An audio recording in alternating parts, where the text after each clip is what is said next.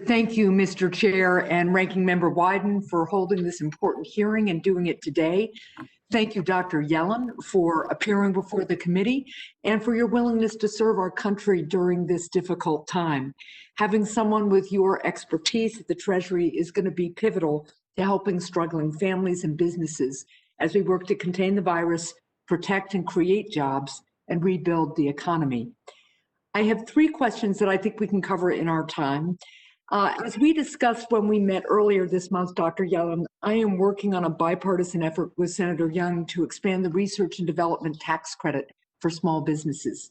New businesses and innovative startups are a major source of job creation, which is going to be key to rebuilding our economy after we contain the virus.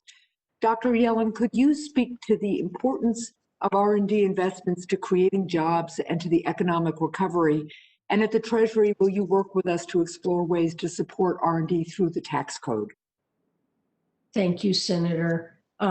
Certainly, I look forward to working with you. This is a very important matter. R&D is essential to innovation and to the growth of our economy. It's made a huge contribution. And I think you're absolutely right that new businesses and innovative businesses have driven job creation. So finding ways to support R&D investments and including by smaller new businesses is something I'd look forward to working with you on. Well, thank you, Dr. Yellen.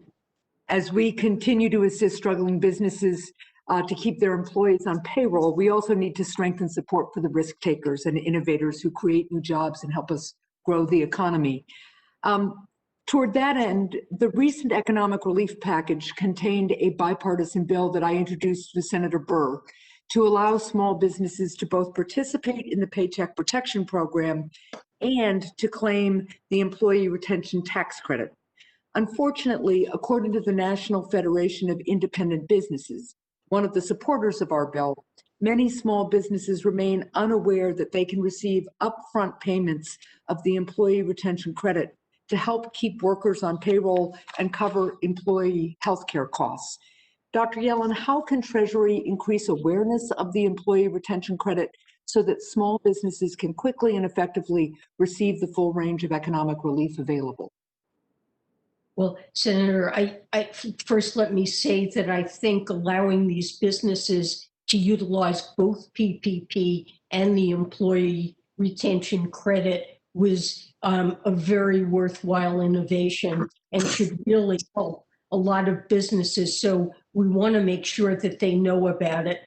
I will discuss this, I promise, with the IRS to see if there's something that they can do, but perhaps we can also work with nonprofits and with groups like the Federation for Small Businesses to see if we can find ways to publicize it so that they're aware that this is a benefit that's available. Well, thank you. I think this is an important factor in helping us accelerate the recovery and protecting jobs. So thank you for your willingness to work with us on that. I wanted to switch topics a little bit to the issue of terrorist financing.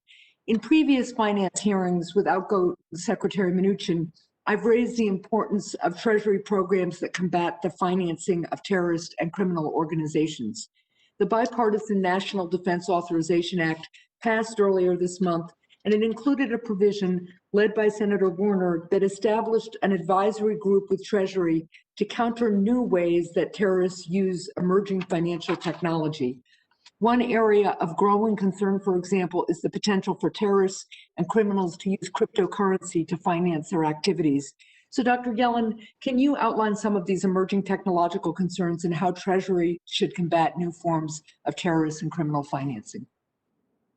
Senator, I think you're absolutely right that the technologies to accomplish this change over time, and we need to make sure that our methods for dealing with these matters with terrorist financing change along with changing technology.